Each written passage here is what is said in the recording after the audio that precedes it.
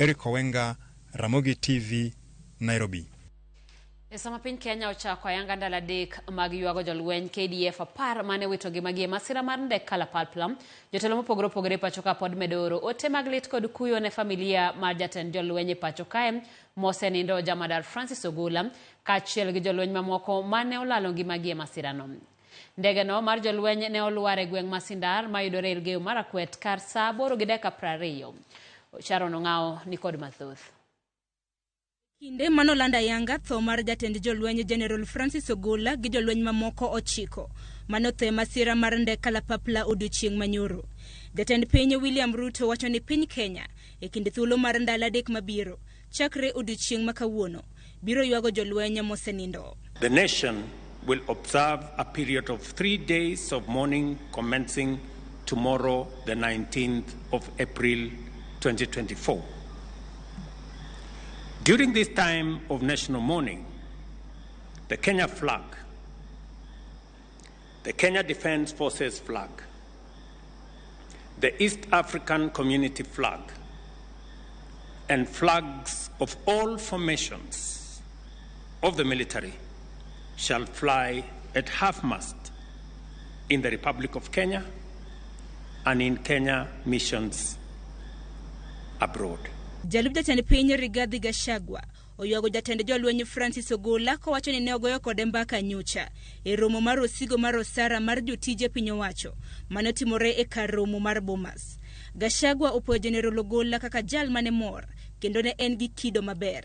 Ne otiyo ne piny Kenya e rang'iny mamalo kaka jatend jolweny, tich manotimo gi chunye duto. Omedo ni piny Kenya owito thuon manochiwore ne piny Kenya gi nyalone duto e chwalo arita e pacho kae. Okony Nyasaye mondo ochuny familiane kaachiel kod familia mamoko manowito jogegi e masira mar kalapapla. Jatend riwruok mar Azimio Raila Odinga gi min ode Mama Ida Odinga oro lit gi kuyo ne piny Kenya kwacho ni giyudo buok maduong' kaluwore gi tho mapoya mar jatend jolweny e pacho kae. Raila wacho ni giriwore gi piny Kenya mar yuago General Francis Ogola, jalweny mane piny Kenya ogeno kendo notiyo ne piny Kenya gi tekrene duto. Ocholo mos ne familia ne kaachiel kod jolweny duto e pacho kae kanyakla kod piny Kenya mangima. Bende omedo chwalo ote mag lit gi kuyo ne familia mag jolweny mamoko manothe masira mar kalapapla kolamo mondo Nyasaye omed hoyogi kendo chuny jolweny manolalo ngimagi onind gi kwe. Jatend migawo mar jolweny Aden Duale oyuago General Ogola kaka jal mosebedo katiyo e lweny kuom thuolo mar higni moheo 40. Omedo ni kaka jatend migawo mar jolweny e pacho kae osebedo kotiyo kode machiegni. Oyuage kaka wadgi mokwongo, osiepne kendo kaka jatich wadgi e migawo mar jolweny. Duale omedo ni rapar mare biro siko e historia mar piny Kenya. Omedo bende lemo ne familia mag jolweny mamoko manolalo ngimagi e masira mar kalapapla. Jotend migepe Musalia Mudavadi oriwore gi jokenya mamoko e yuago General Francis Ogola. Oyuage kaka jala manochiwore mar tiyo ne jolweny e pacho kae.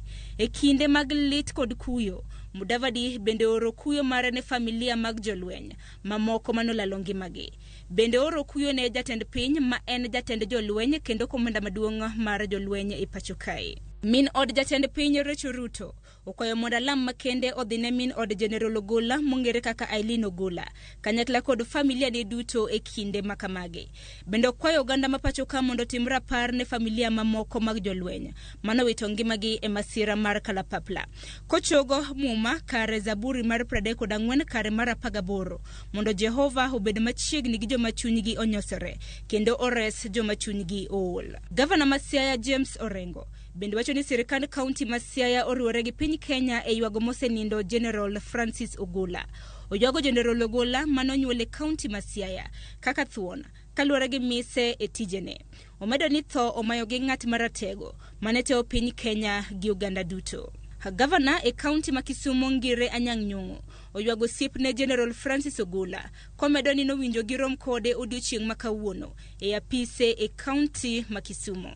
Komachielo e lo migawo mar somo, jatend migawo mar somo Ezekiel Machogu ochwalo ote mag lit gi kuyo ne familia mar General Ogola gi jolweny mamoko 9 manolalo ngimagi e masira mar kalapapla.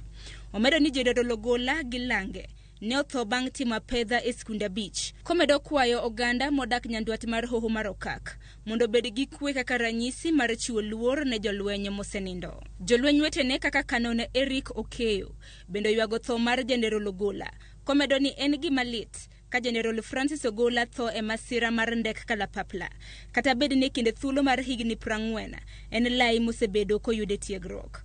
Omedo ni tho mare kik bed kayiem nono, kaluwore ni notho kokedo ne arita kwe. Jaod bura ma Alego Usonga Samuel Atandi oywago mosenindo Jenerol Francis Ogolla kaka osiepne mangita, manowinjo gibed godo gi romo kode machiegni e kaunti ma Siaya. Tho mare ni mubira poya ni en tho ma kawuon kaka Atandi, sana on behalf of jo Alego Usonga manyo kuma odakie.